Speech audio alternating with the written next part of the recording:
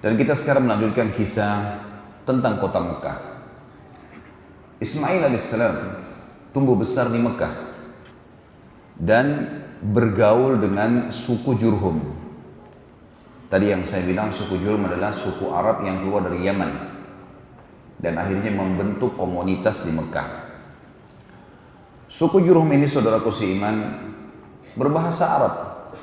Maka secara otomatis Ismail alaihissalam juga menggunakan bahasa Arab. Sampai akhirnya Ismail dewasa, meranjak umur menikah, maka menikahlah Ismail alaihissalam dengan anak kepala suku Jurhum.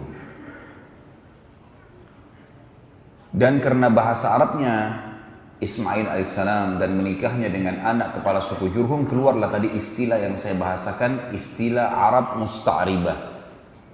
Orang-orang Arab yang terarabkan.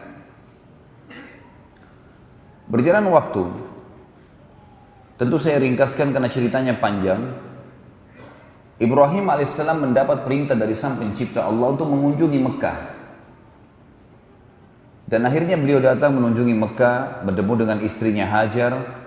Dan kisah yang saya ambil adalah kunjungan beliau pada saat Ismail alaihissalam sudah menikah. Pada saat sudah menemui Hajar, kemudian dia bertanya di mana Ismail, kata Hajar sudah menikah, ada rumahnya sendiri. Tunjukkan di mana rumahnya, kata Ibrahim alaihissalam, tunjukkanlah rumahnya. Pas tiba di sana, Ibrahim alaihissalam mengucapkan salam, ternyata istrinya Ismail alaihissalam menjawab dari dalam. Kata Ibrahim setelah salam, di mana suamimu? Kata istrinya, lagi berburu. Dan Ismail alaihissalam sangat gemar berburu. Biasanya zaman dulu orang kalau berburu balik kembali 2 bulan, 3 bulan baru kembali. Kemudian kata Ibrahim alaihissalam, bagaimana kehidupan kalian? Istri Ismail dalam riwayat ini menyebutkan hal-hal yang kurang nyaman bagi Ibrahim alaihissalam karena seakan-akan tidak berterima kasih dengan Allah. Kehidupan kami susah, kehidupan kami begini, kehidupan kami begitu, semuanya keluhan. Setelah mendengar itu kata Ibrahim alaihissalam, kalau suamimu pulang, sampaikan ada seseorang yang datang bernama Ibrahim. Dan pada saat itu disebutkan dalam riwayat kalau istri Ismail belum tahu. Nah, Ibrahim alaihissalam hidup di Palestina. Dan sampaikan padanya pesan agar dia mengganti tiang pintu rumahnya. Baiklah, Ibrahim alaihissalam dalam riwayatnya dikatakan pulang ke rumahnya ketemu Hajar, tunggu beberapa hari Ismail belum kembali lagi ke Palestina. Beberapa hari kemudian Ismail pulang menemui ibunya Hajar alaihi wassalatu wassalam, kemudian dia pun pulang ke rumahnya, lalu dia menanyakan kepada istrinya, apa ada orang yang datang? Kata istrinya, ada. Siapa namanya? Seseorang yang bernama Ibrahim. Apa yang dia tanyakan? Apa yang engkau bicarakan dengannya? Dia menanyakan kehidupan kita. Lalu apa yang kau jelaskan? Ya, kehidupan kita susah. Tidak seperti orang kaya si fulan dan si fulan. Ada orang-orang dari Jurhum yang kaya, rumahnya bagus, lebih bagus di Mekah. Lalu kata Ismail alaihissalam, apa pesannya? Kata istrinya, pesannya agar engkau mengganti tiang pintu rumahmu. Kata Ismail, kalau begitu, bungkuslah pakaianmu, aku sudah menceraikanmu. Karena yang datang itu adalah ayahku Ibrahim, seorang Nabi Allah. Dan perintah untuk mengganti tiang pintu artinya aku disuruh menceraikanmu. Makanya sampai keluar istilah bagi orang-orang Arab, kalau dia mau mengucapkan kalimat santun, agar istri diceraikan, maka dia mengatakan, aku akan mengganti tiang pintu rumahku. Di sini ada akhwat datang hadir ya. Jadi kalau antum menggunakan ini berarti sudah ketahuan. Beberapa waktu kemudian dalam riwayat lagi yang lain disebutkan Ibrahim alaihissalam datang lagi. Kedua kali, tapi entah jedah waktunya berapa tahun tidak tahu. Datang lagi sekali, ketemu dengan Hajar alaihissalam, kemudian setelah ketemu Ismail lagi keluar. Baik, saya mau datang ke rumahnya. Diberikan salam, ternyata sudah wanita lain sekarang. Ismail alaihissalam sudah menikah dengan wanita lain dari Jurhum. Lalu Ibrahim bertanya alaihissalam, di mana suamimu? Lagi pergi berburu. Bagaimana kehidupan kalian? Alhamdulillah kehidupan kami cukup. Orang ini mukminah. Semuanya disyukuri sama dia. Setelah panjang lebar dia cerita, kata Ibrahim alaihissalam, kalau suamimu pulang sampaikan salam seseorang yang bernama Ibrahim dan sampaikan padanya agar dia mempertahankan tiang pintu rumahnya. Ini yang senyum-senyum sudah tahu cara bercerai ya. Bukan saya ajarin loh ya. Cerai dalam Islam itu hukumnya hal mubah yang paling Allah benci. Tapi ini adab terjadi di sejarah para nabi-nabi. Kali ini Ibrahim alaihissalam tidak langsung pulang. Nunggu di situ. Nunggu sampai Ismail alaihissalam datang, dan ada sebuah riwayat yang dipastikan insyaallah kesahihannya menjelaskan bahwasanya Ibrahim alaihissalam belum pernah bertemu dengan Ismail kecuali di saat itu. Jadi belum pernah ketemu sebelumnya. Dari waktu bayi diletakkan pertama di Mekah yang kosong itu, belum pernah ketemu sampai Ismail sudah menikah. Jadi bisa belasan mungkin puluhan tahun. Tapi tidak disebutkan umur Ismail alaihissalam waktu itu berapa. Ada juga sebagian ulama yang menanggapi kisah ini mengatakan kemungkinan adalah Ismail alaihissalam pada saat itu sudah mencapai juga umur kenabian. Umur kenabian berarti 40 tahun. Yang berarti Ibrahim alaihissalam pada saat itu sudah 70 tahunan. Karena sudah hampir 80-an sekian. Ya. Maka ini sebuah pernyataan tentunya, tapi apapun itu yang jelas disampaikan kalau Ismail alaihissalam bertemu dengan Ibrahim. Setelah bertemulah dua orang ayah dan anak ini. Baru saja 2-3 hari ketemu, Ibrahim alaihissalam mimpi menyembelih anaknya. Mimpi menyembelih anaknya. Maka pada saat itu pun Ibrahim alaihissalam memanggil Ismail di pagi hari, kemudian mengatakan, ya Ismail, sesungguhnya aku melihat dalam mimpiku, aku menyembelihmu. Kira-kira bagaimana pendapatmu? Ada sebagian orang yang mengatakan di sini Ismail masih anak-anak, masih di bawah 10 tahun, masih di bawah 15 tahun. Tapi ditanggapi oleh para ahli sejarah yang lain atau para ulama yang lain, tidak mungkin anak-anak umur 15 tahun atau di bawah 10 tahun mau menerima lehernya disembelih. Masuk akal lah kira-kira kalau antum punya anak 10 tahun, sini nak, saya mimpi saya sembelih kamu. Larilah dia.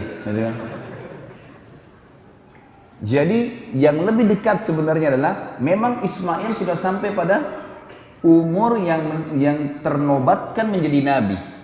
Bahkan pendapat yang dirajihkan oleh sebagian besar ulama adalah Ismail sudah dinobatkan jadi nabi pada saat itu. Jadi dia sama ayahnya sudah sama-sama nabi.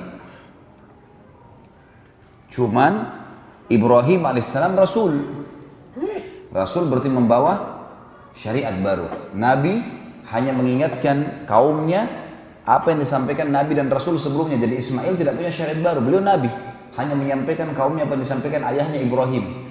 Tapi Ibrahim Rasul, bawa syariat, dan bahkan termasuk ulul azm di antara 5 Rasul yang merupakan pilihan atau pemimpin para Nabi-Nabi dan Rasul yang Allah utus 120.000 Nabi, di antaranya 313 Rasul yang wajib kita imani, yang tertulis namanya di Al-Quran dan Sunnah, 25 Nabi dan Rasul. Ibrahim alaihissalam pada saat menyampaikan kalimat itu, kira-kira apa responnya Ismail alaihissalam? Wahai ayahku, kerjakan apa yang kau diperintahkan. Kau akan temui aku sebagai orang yang sabar. Dan kalimat ini teman-teman paling tepat diucapkan oleh seorang nabi. Ini minta disembelih. Dan perlu juga teman-teman tahu, di alam nabi-nabi, mimpi nabi nggak mungkin dari syaitan. Semua mimpi nabi benar. Kalau nabi yang mimpi, benar semuanya. Bahkan bisa terjadi adalah wahyu yang disampaikan kepadanya. Jadi mimpi di sini adalah satu hal petunjuk. Ringkas cerita teman-teman sekalian, akhirnya Ibrahim dan Ismail menuju ke tempat yang sudah dilihat dalam mimpinya untuk disembelih. Tempatnya di wilayah antara Muzdalifah dengan Mina. Tapi sekarang kalau saya melihat dia tepatnya masih masuk wilayah Muzdalifah. Masuk wilayah Muzdalifah.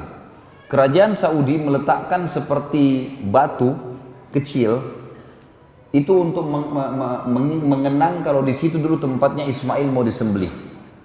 Kalau sekarang pas ada di bawah, ada gunung di bawah rel kereta yang dibuat oleh kerajaan Saudi untuk perjalanan jemaah haji. Biasanya kalau orang terus Siti Mekah ditunjukin tuh. Menuju ke sana teman-teman sekalian, sementara menuju ke sana, syaitan datang menggoda Ibrahim alaihissalam. Lalu membisikkan padanya, untuk apa kau mengganggu, untuk apa kamu menyembelih anakmu? Kesian, dia masih kecil dan seterusnya. Oleh Ibrahim alaihissalam diambil batu kerikil kecil, dilempari sambil membaca Bismillahi Allahu Akbar. Bismillahi Allahu Akbar 7 kali. Dilempar, syaitannya pergi. Berjalan sedikit, kurang lebih 10-20 meter, datang lagi syaitan yang sama menggoda. Ibrahim alaihissalam melempar lagi dengan kerikil kecil 7 Bismillahi Allahu Akbar. Hilang lagi syaitannya. Sampai yang ketiga kali, batu yang 7 kali yang ketiga dilempar dengan Bismillahi Allahu Akbar, lalu syaitannya hilang.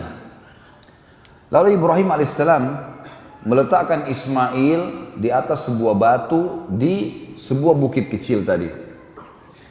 Setelah diletakkan, dan Allah Azza wa Jalla, Allah yang maha tinggi dan maha mulia telah menceritakan kepada kita dalam Al-Quran yang akan saya bacakan nanti ayatnya, bagaimana pada saat itu Ismail dan Ibrahim dibiarkan oleh Allah yang maha tinggi dan maha pemurah, diuji keikhlasannya, dibiarkan melakukan sampai titik terakhir. Sampai dalam ayat nanti kita akan baca, pada saat keduanya sudah pasrah, betul-betul Ismail sudah menyerahkan lehernya, dan Ibrahim sudah mengangkat pedang dan mengayunkan pedangnya, memang sudah betul-betul akan disembelih. Pada saat itulah Jibril alaihissalam menahan pedang Ibrahim alaihissalam. Dan Allah berfirman padanya, hai Ibrahim, kau telah mempercayai mimpi, dan sungguh kami akan menggantikan anakmu itu dengan sembelihan domba yang besar. Sebelum saya lanjutkan, saya akan baca dalilnya surah As-Saffat yang menceritakan masalah apa tadi saya sampaikan. Surah As-Saffat, surah nomor 37, ayat 102 sampai 111. 102 sampai 111 surah As-Saffat, surah nomor 37. A'udzu billahi minasyaitonir rajim. Falamma balaga ma'ahu as-sa'ya qala ya bunayya inni ara fil manami anni adhbahuka fanzur madza tara. Qala ya abati if'al ma tu'mar satajiduni insyaallahu minas sabirin. Falamma aslama wa tallahu lil jabin wa nadainahu ayya Ibrahim qad saddaqta ar-ru'ya inna kadzalika najzil muhsinin inna hadha lahuwal bala'ul mubin wa fadaynahu bidhibhin 'azim. وَتَرَكْنَا عَلَيْهِ فِي الْآخِرِينَ سَلَامٌ عَلَى إِبْرَاهِيمَ كَذَلِكَ نَجْزِي الْمُحْسِنِينَ إِنَّهُ مِنْ عِبَادِنَا الْمُؤْمِنِينَ. Maka tak kala anak itu sampai pada umur sanggup, terjemahan bahasa Indonesia kita begitu di Quran. Di sini makna yang lain tadi saya bilang, pendapat ulama adalah sudah sampai pada umur kenabian. Dan umumnya Nabi diutus berapa? 40 tahun. Baik. Berusahalah bersama-sama Ibrahim, mulailah bergerak dengan ayahnya. Ibrahim berkata, hai anakku, sesungguhnya aku melihat dalam mimpi bahwa aku menyembelihmu. Maka coba fikirkan apa pendapatmu. Bagaimana kira-kira menurut kamu? Ia menjawab, Ismail alaihissalam, hai ayahku. Dan di sini menggunakan kalimat abati. Ya abati. Saya pribadi menggunakan itu buat anak-anak saya. Mereka saya suruh panggil abati karena memang kalimat ini sebenarnya kalimat dalam bahasa Arab yang paling santun untuk memanggil ayah. Artinya itu apa? Ayahku sayang. Kan kita banyak di Indonesia abi ya, atau yang lainnya. Boleh-boleh saja. Ada yang memanggil abu ya, ada yang memanggil aba dan seterusnya. Ini semua adalah hal-hal yang tidak ada masalah, mubah. Tetapi di sini di Al-Quran disebutkan ya abatif al-ma tu'mar. wahai abati, wahai ayahku yang tercinta, kerjakanlah apa yang sedang engkau diperintahkan. Insya Allah engkau akan mendapatiku termasuk orang-orang yang sabar. Nggak ada anak 10 tahun bisa ngomong ini. Tak kala keduanya telah berserah diri dan Ibrahim membaringkan anaknya atas pelipisnya, nyatalah kesabaran keduanya. Tadi saya bilang, waktu Ibrahim alaihissalam sudah letakkan Ismail, Ismail sudah tutup matanya, sudah pasrahkan lehernya, Ibrahim alaihissalam sudah mengangkat pedang dan diayunkan, udah dua-duanya pasrah. Ini makna daripada tafsir falamma aslama, pada saat keduanya sudah menyerahkan diri, sudah pasrah, watallahu lil jabin, sudah diletakkan di batu, sudah diangkat lehernya, pedangnya sudah diarahkan, wanadainahu ayya Ibrahim, pada saat itulah kami panggil dia. Maksudnya Jibril alaihissalam memanggilnya. Tadi riwayat menjelaskan pedang Ibrahim dipegang oleh Jibril alaihissalam, ditahan, kemudian dikatakan, hai Ibrahim, sesungguhnya kamu telah membenarkan mimpi itu. Sesungguhnya demikianlah kami memberi balasan kepada orang-orang yang berbuat baik.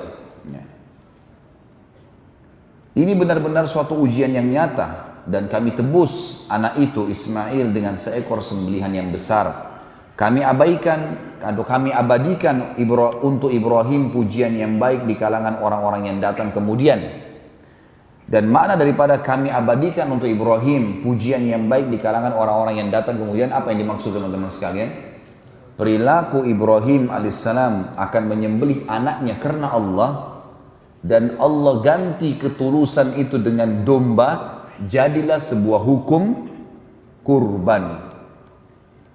Dan yang kita tahu tiap tahun kita rayakan Idul Adha, Idul Kurban.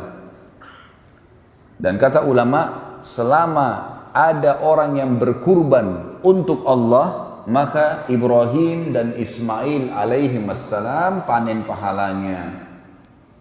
Hampir sama dengan kasus tadi Hajar, bagaimana panen pahala. Nah di sini Ibrahim alaihissalam dan Ismail dapat pahalanya. Ini yang dimaksud ada pujian.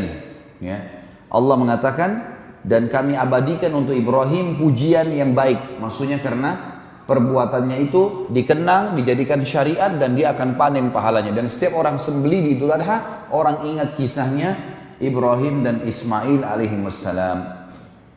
Juga masuk dalam masalah ini adalah pujian yang baik.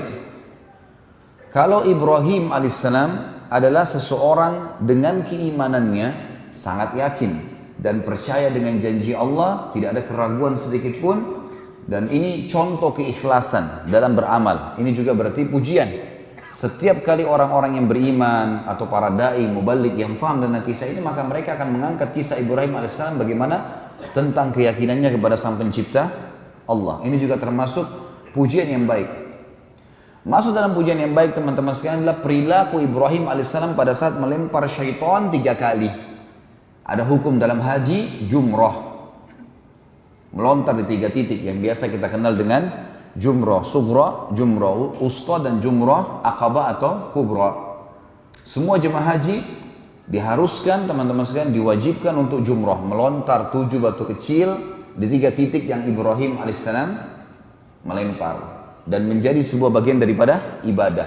Kata ulama, setiap orang melempar batu jumrah, satunya 1 pahala buat Ibrahim alaihissalam. Sementara semua jemaah haji melempar minimal 21. 7 minimal. Di hari pertama tanggal 10 Zulhijjah hari Idul Adha, mereka melontar jumrah kubra atau aqabah 7 kali, 7 batu. Berapa jumlah jemaah haji? Jemaah haji rata-rata 3 juta. Kalau 3 juta kali 7 gitu kan, itu bisa 21 juta pahala ini. Hari ke-11, tanggal 11, 12, 13 yang dikenal dengan hari tasyrik, jemaah haji melempar kecil sedang besar 21 batu dikali 3 juta orang. Itu sudah luar biasa pahala, berjuta-juta pahala didapatkan. Seperti itulah. Dan ini masuk dalam makna terjemahan atau tafsir dari firman Allah ayat 108 tadi, dan kami abadikan buat Ibrahim pujian yang baik di kalangan orang-orang yang datang kemudian. Dan Ibrahim akan diberikan kesejahteraan yang dilimpahkan padanya. Demikianlah kami memberi balasan kepada orang-orang yang berbuat baik, sesungguhnya ia termasuk hamba-hamba kami yang beriman. Setelah kejadian itu, Ibrahim dan Ismail AS balik membawa domba itu, kemudian menyembelihnya, dan menjadi sebuah informasi di Mekah kalau Ismail AS tidak jadi disembelih, dan ada perintah dari Allah untuk menyembelih domba ini. Maka semua orang-orang yang beriman pada saat itu dianjurkan untuk menyembelih